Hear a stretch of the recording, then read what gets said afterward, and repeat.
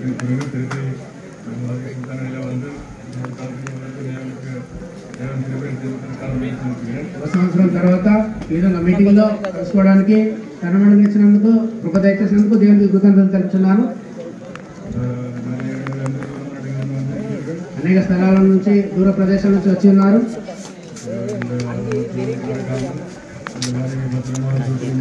ఏటువంటి ఆపదలు పొద్దులు జర సమావేశంగా మిమ్మల్ని భద్రంగా ఇక్కడికి తీసుకొచ్చి ఉన్నాడు. అదేవిధంగా మేము అక్కడి నుంచి బయలుదేరి వచ్చేటప్పుడు కూడా దేవుడు మాతో పాటు ఉన్నది మేము గ్రహించుకోగలిగాము. ఆయన మమ్మల్ని నడిపించడం మేము చూడగలిగాము. మేము అక్కడి నుంచి బయలుదేరేటప్పుడు అక్కడ కూడా వర్షం పడతా ఉండేది.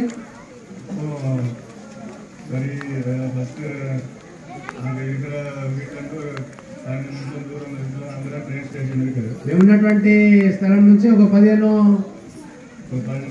15 నిమిషాల దూరంలోనే అక్కడ రైల్వే స్టేషన్ ఉంది. మేము నడిచేస్తే ఒక 15 నిమిషాలు సరిపోతుంది. అప్పుడు వర్షం పడతా ఉంది. పెట్టిన లగేజ్ అంతా ఎలా తీసుకెళ్ళాలని చెప్పేసి ఆలోచిస్తూ ఉన్నాము.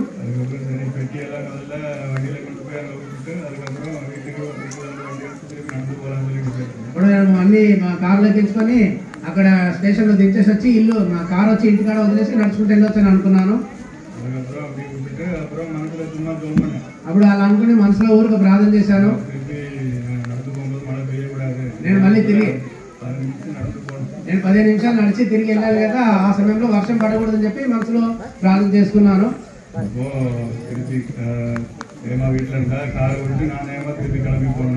హేమ ఇంట్లో ఉండింది. నేను కారులో అన్ని దించేసి వచ్చి కారు వదిలేసి నేను హేమ నడుచుకుంటూ వెళ్ళాము. అవిశ్వాసంతో చేతిలో గుడి కూడా పట్టుకుని వెళ్ళాను. మేము ఇంట్లోంచి బయటకు రాగానే వర్షం అంతా ఆగిపోయింది. మేము రైల్వే స్టేషన్ దగ్గరికి వచ్చేంత వరకు వర్షమే కురవలేదు. తర్వాత సరిగ్గా లోపలికి వచ్చేసి మళ్ళీ వర్షం ప్రారంభమైంది. అప్పుడు దేవుడు ఎమ్మడి ఉన్నాడు, దేవుడు ఎమ్మడి ఉంటాడు, అన్ని సరిగ్గా నడిపిస్తాడని ధైర్యం వచ్చింది. అదేవిధంగా దేవుడు భద్రంగా ఇక్కడికి తీసుకుని వచ్చాడు.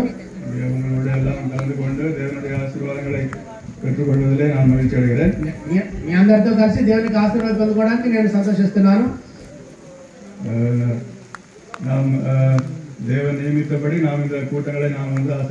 దేవుడు నియమించిన ప్రకారంగా మనం ఈ మీటింగ్ మనం ఆచరిస్తున్నాము. మేము ఇంట్లో ఉన్నప్పుడు కూడా బయలుదేరడానికి ముందు పిల్లలు అడిగారు,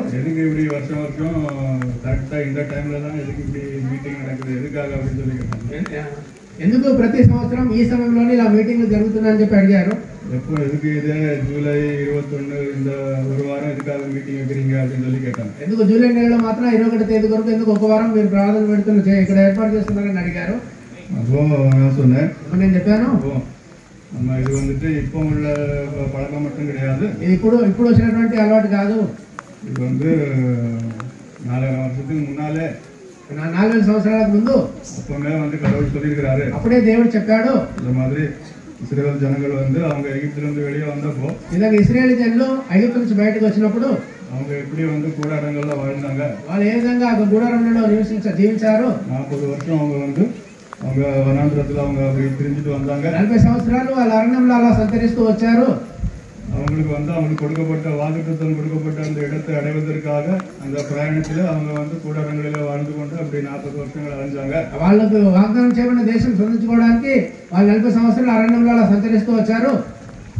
அப்போ அதை அவங்க நினைவு கூறுவதற்காக దాన్ని వాళ్ళు జ్ఞాపకం చేసుకోవడం కొరకు அவங்க வந்துட்டு இந்த விதமாக 7 நாட்கள் வந்து கூடாரங்கள்ல இருந்து எல்லாம் வந்து அவங்க வந்து ஒரு இடத்துல சேர்ந்து கூடாரங்களை அவங்க வாழ்ந்து அவங்க வந்து இந்த పండుగ ఆచరికను சொல்லி கடவுள் నియమించారు. వాళ్ళ విధంగా ఒక స్థలంలో చేరి ఆ గుడారాలు వేసుకొని విధంగా ఇలా வந்து జ్ఞాపకపరుచుకుంటున్నారు. ఆ కార్యం జ్ఞాపకం చేసుకోవడానికి వాళ్ళు గుడారంలో నివసించి విధంగా సమకూడాలని చెప్పేసి చెప్పాను. இப்படி கடவுள் நியமிச்சிருக்கிறார். ఆ విధంగా దేవుడు నియమించాడని చెప్పాను. இப்படி அவங்க வாக்குத்தத்தம் பண்ணப்பட்ட அந்த இடத்தை அடைகிறதுக்கு 40 வருஷம் அவங்க வந்துட்டு కూడార వాసిగలాగా ఇருந்து எப்படி அவங்க పోనాంగని அவங்க ஞாபகத்துல வச்சுக்கிறதுக்காக వాగ్దానం చేయబడిన దేశానికి వాళ్ళు చేరడానికి ఏ విధంగా 40 సంవత్సరాలు వాళ్ళు గుడారంలో నివసించారని జ్ఞాపకం చేసుకోవడం కొరకు அப்போ அதுக்காக அந்த 7 நாட்கள் பண்டிகைன்னு சொல்லி నియమించారు. అప్పుడు ఆ 7 రోజుల పండుగ ఆచరించాలని చెప్పేసి దేవుడు నియమించాడు. அதுக்கப்புறம் வர சந்ததிகள் கூட அவங்க வந்து ஞாபகத்துல வச்சுக்கிடுவாங்க. ఆ తర్వాత వచ్చిన సంతతులు కూడా వాళ్ళు దాని ஞாபகம் ఉంచుకో ఉంటారు అని. அதே மாதிரி நாம் இங்க கூடாரம் குடிசை எல்லாம் போட்டுருக்காங்க. அதே విధంగా ఇప్పుడు మనం ఇక్కడ గుడారం గుడిసెలను వేశారు. எல்லாமே நாம் இந்த பூமியில நாம் வந்து நிரந்தரமானவங்க கிடையாது. இదంతా కూడా మనం ఈ భూమిలో నిరంతరమైన వాళ్ళం కాదు. நம்ம வந்து இதிலிருந்து நாம் கடந்து போகிறவர்கள். ఇందులోంచి మనం దాటిపోయేటటువంటి వాళ్ళము. நமக்காக வாக்குத்தத்தம் பண்ணப்பட்ட இடம் ஒன்று இருக்குது. మన కోసం వాగ్దానం చేయబడిన స్థలం ఒకటి ఉన్నది. அந்த இடத்துக்கு போகிற வழியிலே நாம் இருக்கிறோம். ఆ స్థలంకి వెళ్ళే మార్గంలో మనం ఉంటున్నాము.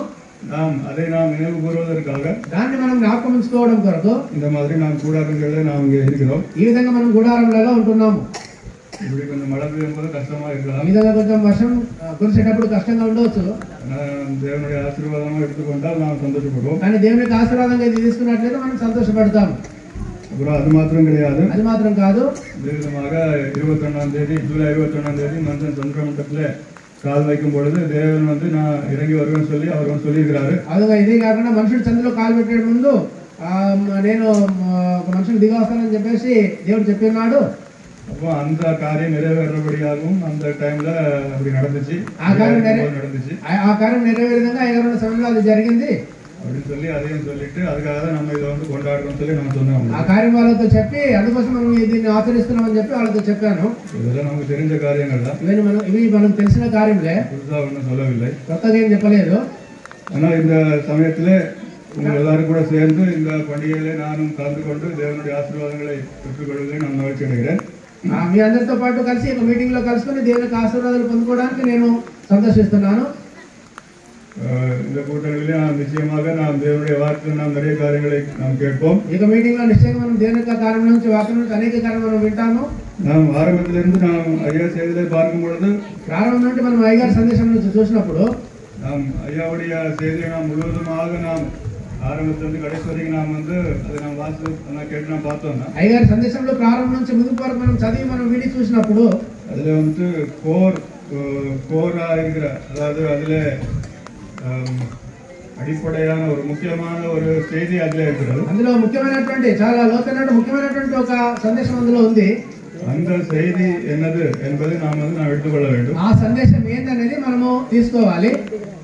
ஏன்னா அந்த செய்திகள் ஐயாவுடைய செய்திகள் வந்து நிறைய விதமான ஒவ்வொருத்தருக்கும் புரிந்து கொண்ட விதமாக சொல்லப்படுகிற விளக்கங்கள் நிறைய இருக்கிறது. అయ్యగారి సందేశంలో ఒక్కొక్కరు అర్థం చేసుకున్న విధంగా వాళ్ళు ఇస్తున్నటువంటి వివరణలు వ్యాఖ్యానాలు చాలా ఉన్నాయి. அதுவும் நாம் ஒரு ஸ்தாபனம் அல்ல என்பதற்கு அது ஒரு நிரூபணமா இருக்கிறது. మనము స్థాపనం కాదు అనడానికి అది కూడా ఒక నిరూపణమై ఉన్నది. எல்லாருக்கும் அவங்க ఇష్టపడి சொல்றதுக்கு அவங்களுக்கு உரிமை இருக்கு. ఎందుకంటే ప్రతి ఒక్కరికి వాళ్ళ ఇష్ట ప్రకారంగా చెప్పడానికి వాళ్ళకి హక్కు ఉన్నది. நம்ம ஒரு ஸ்தாபனமா இருந்தோம்னா இது இப்படிதான் இருக்கணும், இதுல இப்படி நீங்க நம்பலன்னா நீங்க வெளியே போகணும் அப்படின்னு சொல்லிதான் ஒரு ஸ்தாபனம்னா அப்படி இருக்கும். మనం స్థాపనం ఉన్నట్లయితే మీరు ఇలాగ మీరు నడుచుకోకపోతే మీరు బయటకు వెళ్ళిపోవాలని చెప్పేసి అలా అయితే అది స్థాపనంగా ఉంటుంది. ஏன்னா இங்க யாரு என்ன நம்பினாலும் அவங்களுக்கு வந்து அதை நம்புறதுக்கு அவங்களுக்கு வந்து உரிமை இருக்கு. ఇక్కడ ఎవరు ఏది నమ్మినా అది నమ్మడానికి వాళ్ళకి ఇక్కడ హక్కు ఉన్నది. அதுக்கு வந்து யாரும் தடை பண்ணல, దానికి ఎవరు అడ్డుపరచలేదు ఇక్కడ. அந்த விதமாக இங்க நிறைய விளக்கங்கள் வந்து இருக்கிறது நம்ம பார்க்கலாம். ఆ విధంగా అనేక వ్యాఖ్యానాలు వచ్చి ఉండడం మనం వివరణలు వచ్చి ఉండడం మనం ఇక్కడ చూడవచ్చు. ஏன்னா ஐயாவுடைய செய்தியில ముఖ్యமாக ஐயா வந்து சொன்ன காரியம் என்னது, అయ్యగారి సందేశంలో అయ్యగారు ముఖ్యంగా చెప్పినటువంటి కార్యం ఏమిటి, அந்த செய்தி வந்ததனுடைய நோக்கம் என்னது, సందేశం వచ్చిన దాని యొక్క ఉద్దేశం ఏమిటి, அந்த செய்தி வந்து நம்மிடத்துல எதுக்காக வந்துச்சு, ఆ సందేశం మన దగ్గరికి ఎందుకోసం వచ్చింది, நமக்குள்ள எந்த ஒரு மாற்றத்தை கொண்டு வருவதற்காக அது வந்து வந்துச்சு, మనలో ఎటువంటి మార్పుదల తీసుకురావడం కోసం అది వచ్చింది. நான் வந்து மனிதர்களாக நாம் சாதாரண மிருகங்களாக நாம் அப்படி கடந்து போவதற்காக நாம் உண்டாக்கப்பட்டோமா, மனுஷులమైన మనం సాధారణ మృగాలాగా అలాగా గతించుకోవడానికి మనం సృష్టించబడ్డామా, இல்லைன்னா அதுக்கு பின்னால வேற ஏதோ இருக்குதா, లేదా దాని వెనకాల వేరే ఏమైనా ఉందా, நமக்குள்ள ఏదో மாற்றம் வரணுமா, లేదా మన లోపల ఏదైనా మార్పు రావాలా, இதெல்லாம் நாம் செய்தியில பார்க்கலாம். ఇవన్నీ మనం సందేశంలో చూడవచ్చు. நாம் அதில் நாம் கிரியையில நாம் கொண்டு வர வேண்டும். ఇవన్నీ మనం క్రియలలో తీసుకురావాలి. நம்ம ஐயா ஆரம்பத்துல சொன்ன செய்திகளை நாம் பார்த்தோம்னா, ஐயா ప్రారంభంలో చెప్పిన సందేశంలో చూసినట్లయితే அப்போல்லாம் ஐயா வந்துட்டு அங்க வீதியா எல்லாம் போய் பாவியை மனம் திரும்பு அப்படி எல்லாம் ஐயா வந்து சும்மா సైకిల్లో పోయి కొట్టడిచిட்டு எல்லாம் ప్రసంగం பண்ணிருக்காங்க. అప్పుడంత అయ్యారు సైకిల్లో తిరుగుతూ ఆ తర్వాత డప్పు కొడుతూ ఆ పాపియే మారు మనసు పొందని చెప్పేసి అలాగా ప్రసంగం చేస్తూ వెళ్ళేవారు. అప్పుడుதான் ஆரம்பிச்சது ஊழியம். ఈ సేవ ప్రారంభమైంది ఆ విధంగానే. இப்போ நடக்கிறதெல்லாம் வந்து நம்ம ஊழியம் சொல்ல முடியாது. ఇప్పుడు మనం చేసేది సేవ అని చెప్పలేము. అడిపడేలే ఆరంభத்திலே இருந்த அந்த காரியம் அதுதான். எங்க புనాదిగా ప్రారంభంలో ఉన్నటువంటి కార్యం అదే. அதுக்கப்புறம் வந்துட்டு ఆ తర్వాత அங்க ஐயா வந்துட்டு நிறைய காரியங்களை வெளிப்படுத்தினார்கள். అయ్యగారు అనేక కార్యములు బయలుపరిచారు బైబిల్లో నుండి. அதுக்கப்புறம் நிறைய வேதங்களுக்கு படிப்படியாக மற்ற வேதங்களிலும் அங்க நிறைய காரியங்கள் சொல்ல ஆரம்பித்தார்கள். అనేక వేదముల నుంచి అనేక కార్యములు చెప్పడం ప్రారంభించారు. அப்புறம் ஆரம்பத்துல வந்துட்டு அப்போ அந்த வெள்ளக்காரங்கள்லாம் ஆசிரமத்தில் இருக்கும் பொழுது ప్రారంభంలో తెల్లటి వాళ్ళు ఆశ్రమంలో ఉన్నప్పుడు 5 வருஷம் இருந்தாங்க. அப்போ వాళ్ళు విదేశీయులు 5 సంవత్సరాలు ఇక్కడ ఉండేది. அப்போ எல்லாம் அப்போ உள்ள செய்திகளை நம்ம வாசித்து பார்த்தோம்னா అప్పుడు ఇచ్చిన సందేశంలో మనము చదివి చూసినట్లయితే அது முழுவதுமாக பைபிள் வந்து ஆரம்பத்துல இருந்து கடைசி வரைக்கும் முழு புக் அப்படியே வெளிப்படுத்தப்பட்ட மாதிரி இருக்கும். అందులో పూర్తిగా బైబిల్ అనేది ప్రారంభం నుంచి ముగింపు వరకు పూర్తిగా ప్రత్యక్షపరిచినట్లు బయలుపరిచినట్లు ఉంటుంది. అందులో அந்த தாவீதின் குமாரனுடைய செய்தி எல்லாம் அப்பவே ஐயா சொல்லியிருக்காங்க. దావీదు కుమారుడి యొక్క సందేశం అంతా అయ్యగారు అప్పుడే చెప్పారు. இப்போ அதுக்கப்புறம் படிப்படியாக அப்புறம் வேலைக்காரங்கள திருப்பி போனாங்க. ఆ తర్వాత మెట్టుమెట్టుగా విదేశాలందరూ వెళ్ళిపోయారు. அதுக்கப்புறம் இங்க இந்தியாக்குள்ள நிறைய ஊழியம் நடந்துச்சு. ఆ తర్వాత భారతదేశంలో సేవ ఎక్కువగా జరిగింది. நிறைய பேர் வந்தாங்க. அதுக்கப்புறம் అనేకులు వచ్చారు. ఆ తర్వాత அதுக்கப்புறம் இன்னும் மற்ற மதங்கள்ல இருந்து கூட நிறைய பேர் ஆரம்பிச்சாங்க. ఆ తర్వాత వేరే మతాల నుంచి కూడా అనేకులు రావడం ప్రారంభించారు. அதுக்கப்புறம் மற்ற மதங்கள்ல இருந்து அதுல இந்த காலத்துல வந்துட்டு தேவனுடைய நடவடிக்கை எப்படி இருக்க வேண்டும் என்று அதுல எப்படி எழுதப்பட்டிருக்கிறதுன்னு சொல்லி அதெல்லாம் எடுத்து அதுக்கப்புறம் விவரிக்க ஆரம்பிச்சாங்க. మిగతా మార్గాల్లో ఏ విధంగా దేవుడు ఏ విధంగా రావాల్సినదనే కారణాన్ని ఆ తర్వాత అవన్నీ వివరించారు.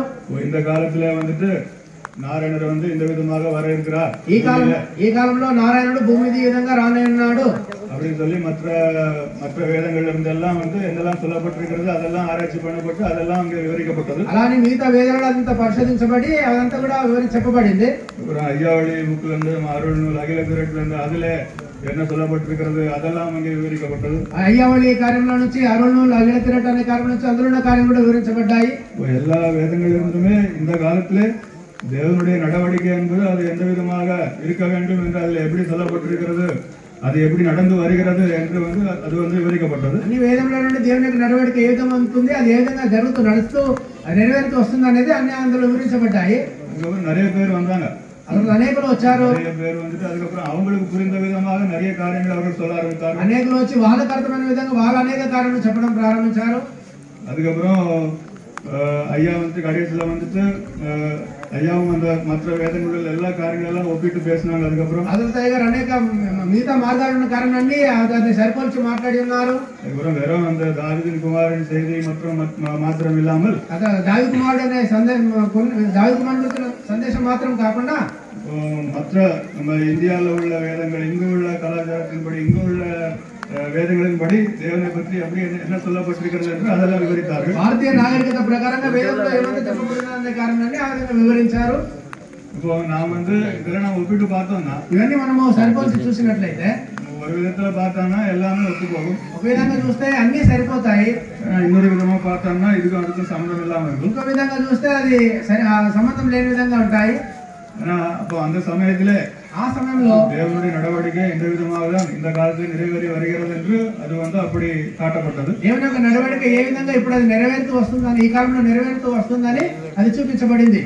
அதுக்கப்புறம் ஐயா மகிமையடைந்த பிறகு இன்னும் அந்த சமயத்துல அது ஒரு வாக்யூம் மாதிரி இருந்துச்சு. ఆ అయ్యగారు మహిమ పొందిన తర్వాత అప్పుడు అదంతా ఒక వాక్యూమ్ ஒரு అది ఖాళీ స్థలంగా అయిపోయింది. இப்போ ஒரு மற்றவங்களுக்கு அது ஒரு காலிஸ்தனம் அங்க இதுவரைக்கும் ஏதோ இருந்த மாதிரி இப்ப திடீர்னு அது இல்லாம போன மாதிரி அப்படி ஒரு உணர்வு మిగతా చాలా మందికి అది ఇప్పటి వరకు ఏదో ఒక కార్యం ఉండింది ఆ కార్యం లేకుండా పోయింది అనేటటువంటి ఒక స్థితి వాళ్ళకి ఏర్పడింది. அதுக்கப்புறம் இதுக்கப்புறம் எப்படி வந்து இது வந்து எப்படி போகுது ఆ తర్వాత ఇక మీద ఇది ఏ విధంగా వెళ్ళబోతున్నది இதுக்கப்புறம் இது எப்படி செய்யலாம் என்ன செய்யலாம் ఆ తర్వాత ఇక మీద దీన్ని ఏ విధంగా చేయొచ్చు அப்படின்னு சொல்லி அங்க அதுக்கப்புறம் தேவனால் நடத்தப்பட்ட சில காரியங்கள் நிறைய காரியங்கள் நடந்தது. అలాగే దేవుని వల్ల నడిపించబడిన అనేక కార్యములు జరిగాయి. தேவனுடைய வார்த்தையானது அவர் நியமித்தபடி அவருடைய ஊழியமானது அது வந்து ஒரு விதமாக அது தொடர்ந்து கொண்டு சென்றது. దేవుని యొక్క వాక్యం దేవుని యొక్క సేవ అనేది ఆయన నియమించిన దాని ప్రకారంగా అదొక విధంగా అది ముందుకు సాగి వెళ్తూ ఉన్నది. இன்னொரு பக்கத்திலே அங்க மனிதர்கள் தங்களுக்கு புரிந்த விதமாக தங்களுக்கு அது வந்து அனுகூலமாக எது தோன்றுகிறதோ அந்த விதமாக అది வந்து தொடர்ந்து கொண்டு சென்றது. ఇంకోవైపు మనుషులకు ఏ విధంగా అది అర్థమైందో వాళ్ళకి అనుకూలంగా అది అనేది ఆ విధంగా అది కొనసాగుతూ వెళ్ళింది. அது சில பேர் அவங்களுக்கு தமிழுக்கு சாதகமாக அது நம்ம எப்படி இந்த சூழலை எப்படி நம்ம வந்து உபயோகித்துக் கொள்ளலாம்னு சொல்லி அவங்க அதுக்கு ஏற்ற மாதிரி அதை அவர்கள் உபయోగిத்துக் கொண்டாరు. ఈ పరిస్థితిని తమకు ఏ విధంగా సాధకంగా ఉపయోగించుకోవచ్చు అని చెప్పేసి ఆ విధంగా దాన్ని తమ కోసం దాన్ని మలుచుకున్నారు. அந்த சமயத்துல அங்க ஐயாவை நம்பிக்கொண்டிருந்த நிறைய பேர் இருந்தாங்க. அப்போ ఆ సమయంలో అయ్యగారు నమ్ముతున్నటువంటి వారు చాలా మంది ఉండేది. அவங்களுக்கு புரிந்து கொண்ட விதமாக அவங்க அதை வந்து ஏத்துக்கிட்டாங்க. వాళ్ళకు అర్థమైన దాని విధంగా వాళ్ళు దాన్ని అంగీకరించారు. நாங்க எல்லாருக்குமே பேசுறதுக்கு உரிமை கொடுக்கப்பட்டபடினாலே అందరికీ మాట్లాడడానికి హక్కు ఇవ్వబడిన ప్రకారంగా அப்போ எல்லாருமே அவங்களுக்கு புரிந்த விதமாக ஒரு போதனைகளை அவங்க உருவாக்கிட்டாங்க. ప్రతి ఒక్కరు వాళ్ళకు అర్థమైన దాని ప్రకారంగా వాళ్ళు బోధనలు కలుగజేస్తున్నారు.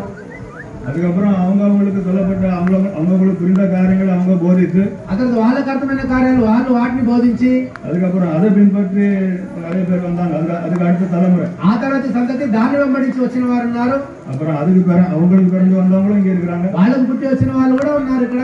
அப்போ இந்த விதமா பார்க்கும்பொழுது இது வந்து ஒரு பரந்து விரிந்த ஒரு காரியமா இருக்குது. ఈ విధంగా చూసినప్పుడు ఇది ఎక్కువగా విశాలంగా వ్యాపించిన ఒక కార్యంగా ఉన్నది. ஆனா அடிப்படையில இந்த கோர் அடிப்படை காரியம் என்பது కానీ పునాదిగా ముఖ్యమైన కార్యం ఏందనేది அது வந்து ஒண்ணுதான். అది ఒకటే. அது வந்து நிறைய பேர் நமக்கு நிறைய விதமா புரிந்த விதமா நாம எடுத்துக்கொண்டோம். అనేకము మనకు అనేక విధంగా మనకు అర్థమైన దాని విధంగా దాన్ని తీసుకున్నాము. இப்போ நம்ம பைபிள பார்த்தோம்னா మనం బైబిల్లో చూస్తే இங்க வந்துட்டு அந்த யோர்தானுக்கு அப்பால் இருக்கிற புறஜாதிகளுடைய கலிலேயா பற்றி சொல்லப்பட்டிருக்கிறது. యోర్దానుకు అటువైపు ఉన్నటువంటి అన్యజనుల గలిలయ అని అందులో ఒక కార్యం చెప్పబడి ఉన్నది. இங்க வந்து இருளில் இருக்கிற மக்கள் வந்து பெரிய வெளிச்சத்தை கண்டார்கள். అంధకారంలో ఉన్నటువంటి జనులు గొప్ప వెలుగును చూశారు. அப்ப ஐயா வந்துட்டு இதுதான் அந்த வெளிச்சம். ఇప్పుడు అయ్యగారు చెప్పారు ఆ వెలుగు ఇదే అని అన్నారు. இந்த வெளிப்பாடு ఈ ప్రత్యక్షత దావీదు కుమారుடைய வெளிப்பாடு దావీదు కుమారుని యొక్క ప్రత్యక్షత இதுதான் அந்த வெளிச்சம். ఇదే ఆ యొక్క వెలుగు. ஏன்னா அந்த இஸ்ரவேல் ஜனங்கள் வந்து அவங்க சிதறடிக்கப்பட்டு அவங்க வந்து உலகம் முழுக்க அங்க போயிட்டாங்க. ఇశ్రాయేలు జనులు వాళ్ళు చెదరగొట్టబడి లోకమంతటా వెళ్ళిపోయారు. அப்ப அவங்களுக்கு வாக்கு கொடுக்கப்பட்டது என்னது? ఇప్పుడు వాళ్ళకు వాగ్దానం చేయబడింది ఏమిటి? அப்புறம் ஒருத்தர் வருவார், தாவீது குமாரன் வருவார். తర్వాత ఒక ఆయన దావీదు కుమారుడు అనేవాడు వస్తాడు. அவர் வந்து உங்களுக்கு வெளிச்சத்தை கொடுப்பார். ఆయన వచ్చి మీకు వెలుగునిస్తాడు. அவரே உங்களுக்கு வெளிச்சமா இருப்பார். ఆయన మీకు వెలుగై ఉంటాడు. அவர் உங்களை அந்த நித்தியமான ராஜ்யத்துக்குள்ள கொண்டு போவார். ఆయన మిమ్మల్ని అక్కడ నిత్యమైన రాజ్యంలో నుంచి తీసుకెళ్తాడు. இதெல்லாம் அவங்களுக்கு கொடுக்கப்பட்ட வாக்குத்தத்தம். ఇదంతా వాళ్ళకి ఇవ్వబడిన వాగ్దానములు. அப்போ அந்த புறஜாதிகளுடைய கலிலேயான்னு சொல்லும் பொழுது அது இந்தியாவை குறித்து ஐயா சொல்லியிருக்கிறார். అన్ని జనుల గలిలయ అని చెప్పినప్పుడు అది భారతదేశాన్ని సూచిస్తుందని చెప్పి సాయి గారు చెప్పారు. அப்போ இங்க இருக்கிற மக்களுக்கு வந்து இந்த காலகட்டத்திலே ஒரு பெரிய வெளிச்சம் அவங்களை பார்ப்பாங்க அப்படின்னு சொல்லப்பட்டிருக்கு. ఇప్పుడున్న జనులు ఈ యొక్క కాలఘట్టంలో ఆ గొప్ప వెలుగును వాళ్ళు చూస్తారని చెప్పబడి ఉన్నది. தாவீது குமாரன் அவங்க கிட்ட வர ఎందుకంటే దావీదు కుమారుడే వారి ఎదుట వస్తున్నాడు. அப்போ நாம் பைபிள்ல இருந்து பார்க்கும் பொழுது நாம் அந்த விதமா நாம் புரிந்து கொள்வோம். మనం బైబిల్ నుండి చూసినప్పుడు ఆ విధంగా మనం అర్థం చేసుకుంటున్నాము. இதே நம்ம வேதங்கள் இருந்து பார்த்தோம், நம்ம இந்து வேதங்கள் இருந்து பார்த்தோம்னா ఇదే కార్యం మనం హిందూ వేదములలో నుండి చూసినట్లయితే இந்த பைபிள்ல சொல்லப்பட்டிருக்கிற காரியங்கள் வந்து அது வந்து ஒரு ஒரு அந்நிய தர்மமா இருக்குது. ఈ బైబిల్లో చెప్పబడిన కార్యంలో అది అన్య ధర్మంగా ఉన్నది. அது வந்து మ్లేచ్ఛ ధర్మం சொல்லப்பட்டிருக்கு. అదే మ్లేచ్ఛ ధర్మం అని చెప్పబడుతున్నది. அப்போ இப்படி பார்க்கும்போது ரெண்டுக்கும் சம்பந்தம் கிடையாது. ఇలా చూసినప్పుడు రెండింటికి సంబంధం లేదు. ஏன்னா இவர் என்ன சொல்றாரு? ఇంకా నేనేం చెప్తున్నాడు? ஏற்கனவே இவங்க வந்து இருட்டுல இருக்காங்க, ముందే వాళ్ళు అంధకారంలో చీకట్లో ఉన్నారు. இவங்க இந்த விதமான ஒரு தர்மத்தையோ எது அவங்க வந்து ஃபாலோ பண்ணிட்டு விக்கிரங்களை ஃபாலோ பண்ணிட்டு அவங்க வந்து ஒரு இருட்டுல இருக்கிறாங்க. ఈ విధంగా వాళ్ళు విగ్రహాలను వెంబడిస్తేటువంటి ధర్మములు వెంబడిస్తూ వాళ్ళు ముందే చీకట్లో ఉంటున్నారు. அவங்களுக்குள்ள வந்து ஒரு வெளிச்சம் வருது. వాళ్ళ లోపలికి ఒక వెలుగు వచ్చుతున్నది. அவங்க அந்த இதெல்லாம் விட்டுட்டு அப்புறம் அந்த வெளிச்சத்தை ஃபாலோ பண்ணி வருவாங்க. వాళ్ళు దాన్నంతా వదిలేసి ఆ వెలుగును వాళ్ళు వెంబడించి వస్తారు. அது வந்து நம்ம பைபிள்ல பாக்குறோம். అది మనం బైబిల్లో చూస్తున్నాము.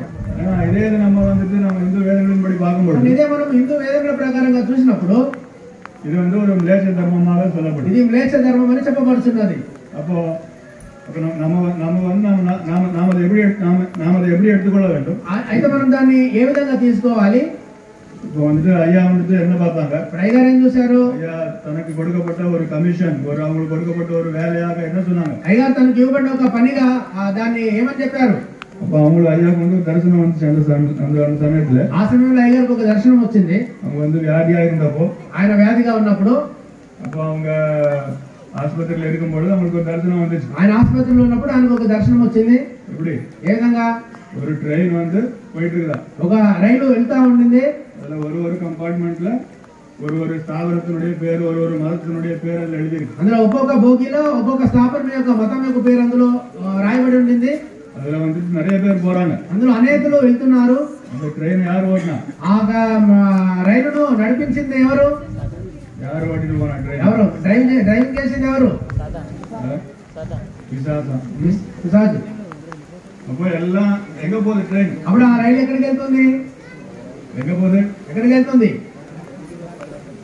ஐயா பார்த்த தரிசனத்துல అయ్యగారు చూసిన దర్శనంలో ஏதோ ஒரு பெரிய அக்னி குண்டம் மாதிரி எரிஞ்சிட்டு இருக்குது, வந்து அதுக்குள்ள போகுது. పెద్ద అగ్నిగుండం లాగా ఏదో అక్కడ మండుతూ ఉండింది, అందులో వెళ్తున్నది. அப்போ ஐயாவுக்கு கொடுக்கப்பட்ட கமிஷன் என்ன? అప్పుడు అయ్యగారికి అప్పుడు ఇవ్వబడినటువంటి పని ఏమిటి?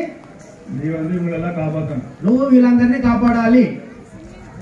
அப்போ அப்படி சொல்லும் பொழுது అప్పుడు అలాగే చెప్పబడినప్పుడు இப்போ சில பேருடைய போதனை எப்படி இருக்குது? ఇప్పుడు కొందరి యొక్క బోధన ఏ విధంగా ఉంది? இப்போ வந்துட்டு முதல்ல ஐயா பற்றி சொன்னாங்க, అయ్యగారి గురించి చెప్పారు. இது வந்து எப்படி போயிட்டு இருக்கு, வர வர எப்படி போகுதுன்னா ఇది రాను రాను ఏ విధంగా వెళ్తుందంటే இந்த செய்தி ஊழியம் இதெல்லாம் எப்படி போயிட்டு ఈ இருக்கு, సందేశం గాని ఈ సేవ గాని ఏ విధంగా వెళ్తుందంటే இந்த உலகத்துல நமக்கு எந்த பிரச்சனை வராம நம்ம வந்து எப்படி நம்ம வந்துட்டு அட்ஜஸ்ட் ஆகி போலாம், அந்த மாதிரி மாறிட்டு போறோம். ఈ లోకంలో మనకు ఎటువంటి సమస్యలు రాకుండా మనం ఏ విధంగా ఉండొచ్చని దానికి తగిన విధంగా సరిపోతూ వెళ్తున్నది. ఇప్పుడు அதுக்கு ஏற்ற விதமாக நம்ம வந்து செய்தியை மாத்திட்டு அந்த போதனையை மாத்திட்டு நம்ம வந்து அப்படி போயிட்டு இருக்கோம். దానికి తగిన విధంగా సందేశంలో బోధనలను మార్చుకుంటూ మనం ఆ విధంగా వెళ్తున్నాం. அப்படி పోయి என்ன ஆகும், అక్కడ వెళ్ళి ఏమవుతున్నాం? நம்மளும் ட்ரெயின்ல ஏறி உட்காந்துருக்கோம். మనం కూడా ఆ రైల్లో ఎక్కి కూర్చుంటున్నాం. அப்போ இப்போ உதாரணமாக சொன்னாங்க, ఉదాహరణగా చెప్పాలంటే சில பேர் சொல்லுவாங்க என்னது, కొందరు అంటారేంటి ఎమ్మతము సమ్మతం, ఏ మతమైనా సమ్మతమే అంటారు. అయ్యవుడే బోధన, ఇదే అయ్యగారి బోధన అని అంటారు. ஒரு விதத்துல பார்த்தா எம்மதம் சம்மதம் தான். ఒక విధంగా చూస్తే ఏ మతమైనా సమ్మతమే. எல்லா மதமும் ஒரு సైడ్ தான் போகுது, எல்லா కంపార్ట్మెంట్ ఎక్కడ தான் పోదు. ఇంకా అన్ని మతాలు ఒక సైడే పోతున్నాయి, అన్ని భోగిలు ఎక్కడికి వెళ్తున్నాయి? எல்லாமே ஒரே సైడ్ தான் போயிட்டு, అన్ని ఒకవైపే కదా వెళ్తున్నాయి. இப்போ எம்மதமும் சம்மதம் தான். ఇప్పుడు ఏ మతమైనా సమ్మతమే. ஆனா ஐயா சொன்னது என்னது, కానీ అయ్యగారు చెప్పింది ఏంటి? இது எல்லாத்துல நம்ம வெளியே வரணும். వీటన్నిటిలో నుంచి మనం బయటకు రావాలి. இப்போ ஐயா செய்தியுடைய கோர் என்னது, ఇప్పుడు అయ్యగారి సందేశం యొక్క ముఖ్యమైన కార్యం ఏంటి? அந்த అడిపடை என்னது, ఆ పునాది ఏంటి? அது வந்து நம்ம ஏதோ ஒரு மதத்துல நம்ம வந்து சேர்ந்துக்கிடணும் இருக்குதா, நம்ம ஒரு மதம் ஆகணும் இருக்குதா, మనం ఏదైనా ఒక మతంలో చేరాలని ఉందా, లేదా మనమే ఒక మతంగా మారాలని ఉన్నదా? இல்லைன்னா எல்லா மதத்துல இருக்கிற போதனை எல்லாம் எடுத்து நம்ம வந்து மத்தவங்களை நம்ம பிரியப்படுத்துறதுக்காக நம்மளை நம்ம மாத்திக்கணும் இருக்குதா, అన్ని మతాలను బోధనలను తీసుకొని మిగతా వాళ్ళని ప్రియపరచడానికి మనం మారాలని ఆ విధంగా ఉందా? கிறிஸ்தவனை பார்த்து அவன்கிட்ட இந்த விதமா நல்லா பேசணும், క్రైస్తవుడు కనబడితే వాడి దగ్గర ఈ విధంగా మంచిగా మాట్లాడాలి, హిందూ பார்த்தானா அவனுக்கு ஏற்ற மாதிரி அவனுக்கு நம்ம ఆ பேசணும், హిందూ కనబడితే వారికి తగిన విధంగా మనం మాట్లాడాలి, முஸ்லீம் வந்து அவனுக்கு ஏற்ற மாதிரி நம்ம பேசணும், ముస్లిం కనబడితే కలిస్తే అతనికి తగిన విధంగా మనం మాట్లాడాలి.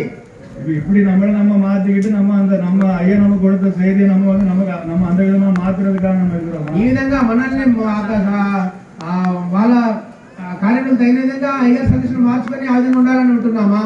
போக போக அப்படிதான் போயிட்டு இருக்கு. ఇంకా ఇక మీద వెళ్తే ఆ విధంగానే జరగబోతున్నది. இப்போ செய்தி வந்து அதான் இப்போ ஆரம்பத்தில் ஐயா சொன்ன செய்தி இருக்குது, அதுக்கப்புறம் ஐயா நம்பி வந்தவங்க அவங்களுக்கு புரிஞ்ச மாதிரி சொன்னாங்க, அதுக்கப்புறம் அவங்க சொல்றதை நம்பி அதுக்கப்புறம் வந்தவங்க இருக்காங்க. ప్రారంభంలో అయ్యగారు చెప్పిన సందేశం ఉన్నది, అది విన్నవారు వాళ్ళకి అర్థమైన విధంగా చెప్పింది ఉన్నది, ఈ చెప్పిన వారు అది విని నమ్మిన వారు ఆ తర్వాత వాళ్ళు ఉన్నారు, அவங்களுக்கு பிறந்து வந்தவங்களும் இருக்கிறாங்க, వాళ్ళకు పుట్టి వచ్చిన వాళ్ళు కూడా ఉన్నారు. இப்போ சில பேர்ட்ட நான் கேட்டேன்னா కొందరి దగ్గర అడిగినట్లయితే நம்பிக்கை என்னது, ఈ నమ్మకం ఏమిటి அப்படின்னு கேட்டா அது என்ன எதுவும் கிளியரா இல்ல என்ன தெரியல அப்படின்னு. అలా అంటే ఏది స్పష్టంగా లేదు అంటారు. அப்படி சொல்றாங்க இப்படி சொல்றாங்க, బైబిల్ எப்படி இருக்குது, కొందరు ఇట్లాంటున్నారు, కొందరు మాట్లాడుతున్నారు, బైబిల్ ఎలా ఉన్నది, ஐயா செய்தியில எப்படி இருக்கு, అయ్యగారి సందేశం ఎలా ఉన్నది అంటున్నారు, கிளாரிட்டி இல்ல அப்படிங்கிறோம். ఇప్పుడు దాంతో అందులో స్పష్టత లేదు అంటున్నారు. இப்போ நம்ம ஐயா சொன்ன செய்தியினுடைய அந்த அடிப்படைக்கு நம்ம வரணும். అయ్యగారు చెప్పిన సందేశం యొక్క పునాదికి మనం రావాలి. அந்த இருளில் இருக்கிற மக்கள் பெரிய வெளிச்சத்தை கண்டார்கள் இருக்குது இல்லையா, చీకటి ఉన్నటువంటి జనులు గొప్ప వెలుగును చూశారని ఉంది కదా. அப்ப அந்த வெளிச்சம் என்னது, ఆ వెలుగు ఏంటి, அந்த வெளிச்சம் என்னங்கிறத நம்ம புரிஞ்சுக்கணும். ఆ వెలుగు ఏంటనేది మనం అర్థం చేసుకోవాలి. அந்த வெளிச்சம் என்னங்கிறத நம்ம புரிஞ்சுக்கிட்டு அது மூலமா நமக்குள்ள அந்த மாற்றத்தை நாம வந்து பார்க்கணும். ఆ వెలుగు అనేది ఏంటని మనం చూసి మన లోపల ఆ మార్పును మనం తీసుకురావాలి. நாமும் அந்த வெளிச்சத்தின் பிள்ளைகளாக நம்ம மாறணும். మనం ఆ వెలుగు పిల్లలుగా మనం మారాలి. நமக்கு நிறைய காரியங்கள் நமக்கு வாக்குத்தத்தமா கொடுக்கப்பட்டிருக்கிறது, మనకు అనేక కార్యములు వాగ్దానంగా ఇవ్వబడి ఉన్నాయి, அது எல்லாத்தையும் நம்ம சுதந்திரிக்கணும், వాటన్నిటిని మనం స్వతంత్రించుకోవాలి. அதெல்லாம் தெரிஞ்சுக்கிடணும். మొదటిగా అవన్నీ మనం తెలుసుకోవాలి. நமக்கு அந்த விசுவாசம் வரணும், మనకు ఆ విశ్వాసం రావాలి. நம்ம சுற்றி இருக்கிறவங்க பார்த்து அவருடைய அவிசுவாசத்தை நமக்குள்ள எடுத்துக்கூடாது, మన చుట్టూన్న వాళ్ళలో ఉన్నటువంటి అవిశ్వాసం మనలోనికి తీసుకోకూడదు. நம்மளை பார்த்து அடுத்தவனுக்கு விசுவாசம் வரும், మనల్ని చూసి ఎదుటివానికి విశ్వాసం రావాలి. நமக்குள்ள அந்த மாற்றம் வரணும். మన లోపల ఆ మార్పు రావాలి. அப்போ இது விதமாக நாம் நம்புகிற போதனை என்னது என்பது நாம் தெளிவாகும். ఈ విధంగా మొదటిగా మనం నమ్ముతున్న బోధన ఏందనేది అందులో మనం ఒక స్పష్టతకు వద్దాం. இந்த கூட்டங்களிலே இதை பற்றி நாம் நிறைய காரியங்களை கேட்போம். ఈ మీటింగ్ లో దీని గురించి మనం అనేక కార్యాలను మనం వింటాము. அவருடைய செய்தியிலிருந்து బైబిల్ అందు వేదగ్రంథాలలో நிறைய காரியங்கள் விவரிக்கப்படும். ఐదో సందేశం నుంచి బైబిల్లో రాయబడిన కార్యాల నుంచి అనేక కార్యాలు వివరించబడతాయి. செய்தியினுடைய அடிப்படை என்ன என்பதை நாம் சரியாக புரிந்து கொள்வோம். సందేశం యొక్క పునాది కార్యం ఏందనేది మనము సరిగా అర్థం చేసుకుందాం. బైబిల్ படி பார்க்கும் பொழுது அங்கே தாவீதின் குமாரன் என்று சொல்லும் பொழுது బైబిల్ ప్రకారంగా చూసినప్పుడు దావీదు కుమారుడు అని అనబడినప్పుడు தாவீதின் குமாரன் அவர் வந்தாருன்னா அதுக்கப்புறம் அங்க எல்லாமே முடிஞ்சனாலதான் அவர் வர்றாரு. முதல்ல దావీదు కుమారుడు వస్తున్నాడు అంటే అన్ని కార్యాలు ముందే ముగించబడ్డాయి కాబట్టి ఆయన వస్తున్నాడు. அவருக்கு ஏற்கனவே எல்லாம் கொடுக்கப்பட்டுட்டு எல்லா அதிகாரம் கொடுக்கப்பட்டுட்டு அவருக்கு வாக்குத்தத்தம் எல்லாம் பண்ணப்பட்டுட்டு ఆయనకు అన్ని వాగ్దానాలు ఇవ్వబడ్డాయి. అధికారం అంతా కూడా ఇవ్వబడింది. ఆయనకు அவருக்கு எல்லா உரிமை அவருக்கு இருக்குது. సమస్త హక్కు ఆయనకున్నది. அது எல்லாமே அவர் வந்து உரிமை கொண்டாடுறாரு. முதல்ல అవన్నీ ఆయన మొదటిగా వచ్చి దాన్ని హక్కు తీసుకుంటున్నాడు.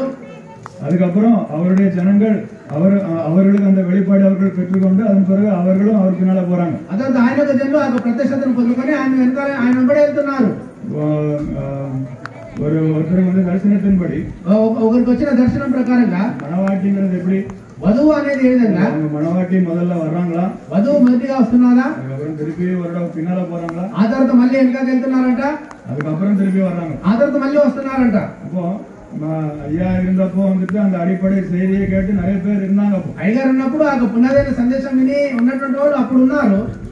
அப்போ உண்மையாக மணவாட்டி உடன்படிக்கை எடுத்துக்கொண்டிருந்தவர்கள், నిజంగా వధువు యొక్క నిబంధన తీసుకొని ఉన్నటువంటి వాళ్ళు, உண்மையான அந்த அர்ப்பணிப்புக்குள்ள வந்தவங்க, నిజంగా ఆ సమర్పణలోకి వచ్చినటువంటి వారు, எல்லாத்தையும் விட்டுட்டு அவர் பின்னால வந்தவங்க, అన్నింటిని వదిలేసి ఆయన వెనకాల ఆయన వెంబడించి వచ్చిన వాళ్ళు, அவங்க எல்லாம் நிறைய பேர் இருக்கிறாங்க. వాళ్ళు అనేకులు ఉన్నారు. அதுல நிறைய பேர் பின்வாங்கி போனாங்க. అందులో అనేకులు వెనకంజ వేసి వెళ్ళారు. இன்னும் உண்மையா இருக்கிறவங்க நிறைய பேர் இருக்கிறாங்க. ఇంకా యథార్థం ఉన్న వాళ్ళు అనేకులు ఉన్నారు.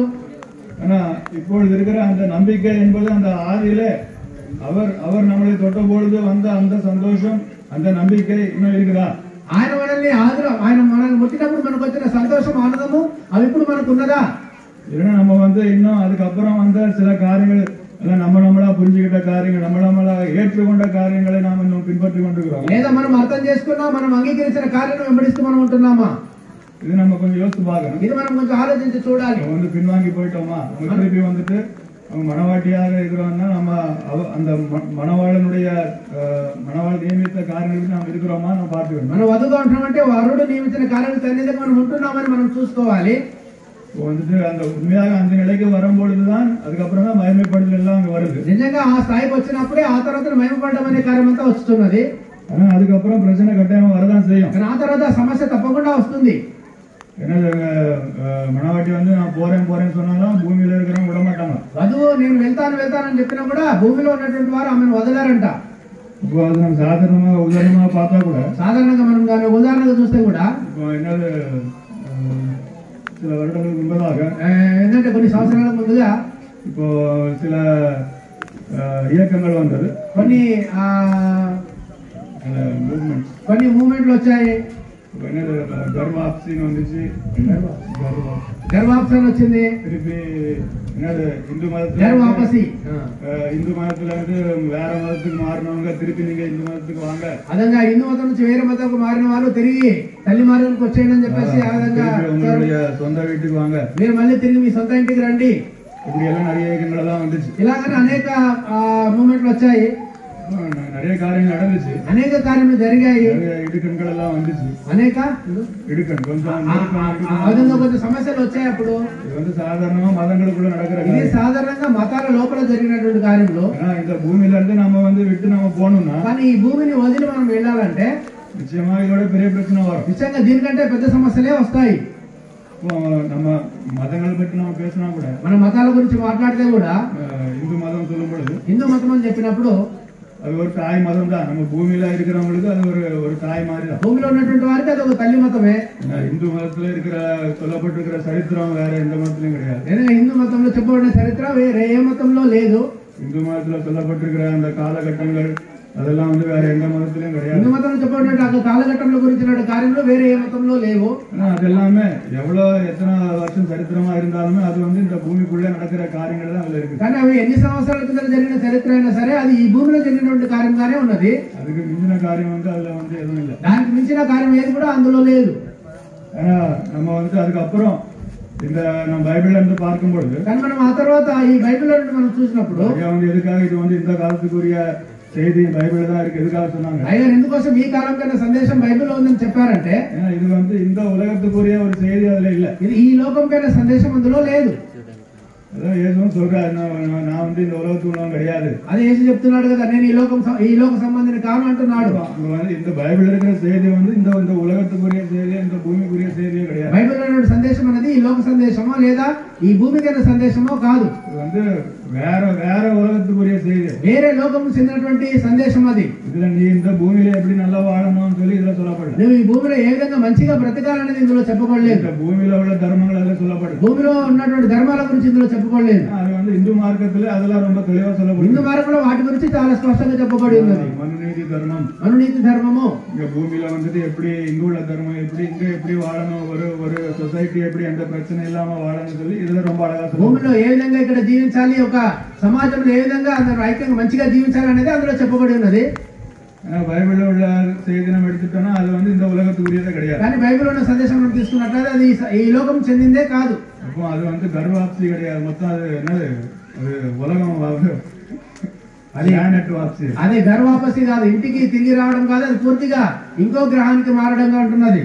அப்போ இந்த ஒரு மதத்துக்குள்ள வந்துட்டு మతం మారడానికి అవ్వల ప్రశ్న வருதுன்னா ఇక్కడ మతం మారినందుకే అన్ని సమస్యలు వస్తున్నాయంటే நம்ம இந்த உலகத்தை விட்டு நம்ம வேற உலகத்துக்கு போகணும்னா அப்போ ప్రశ్న வேற ప్రశ్న வரலாம். అప్పుడు మనం ఈ లోకంలో వదిలేసి ఇంకో లోకానికి వెళ్ళాలంటే తప్పకుండా సమస్యలు వచ్చే తీరుతాయి. அப்போ நம்ம ஐயா செய்தில உள்ள காரியங்கள் எல்லாம் அதுதான், நம்ம வந்து இந்த உலகத்துக்குள்ள கிடையாது, நம்ம வேற உலகத்தை சேர்ந்தவங்க. అయ్యగారి సందేశంలో కార్యం అదే, మనం ఈ లోకం చెందిన వాళ్ళం కాదు, మనం వేరే లోకము చెందిన వాళ్ళము.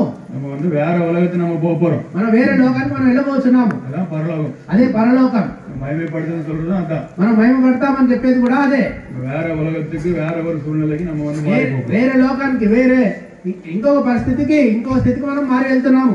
அதான் இங்க வந்து ஐயா செய்தில சொல்லப்பட்டிருக்கிற காரியங்களும் அதான். అదే ఇక్కడ అయ్యగారి సందేశంలో చెప్పబడిన కార్యములు కూడా అవే.